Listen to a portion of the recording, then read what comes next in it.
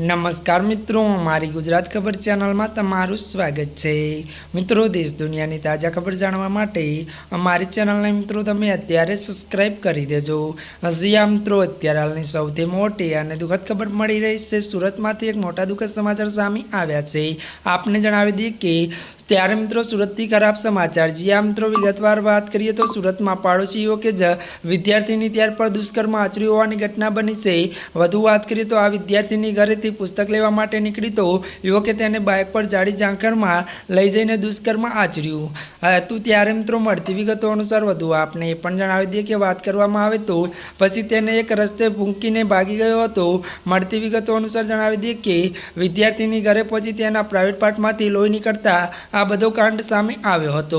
વધુ જણાવી દઈએ કે આરોપી ત્યારે પોલીસે આરોપી હેમાંશુ યાદવની ધરપકડ કરી છે અને ત્યારે મિત્રો આરોપી સામે પોક્સો હેઠળ ગુનો નોંધાયો છે। ત્યારે મિત્રો આજના માટે બસ આટલું જ। અમારી ચેનલમાં નવા હોય તો ચેનલને લાઇક, શેર અને સબસ્ક્રાઇબ કરી દેજો। ધન્યવાદ।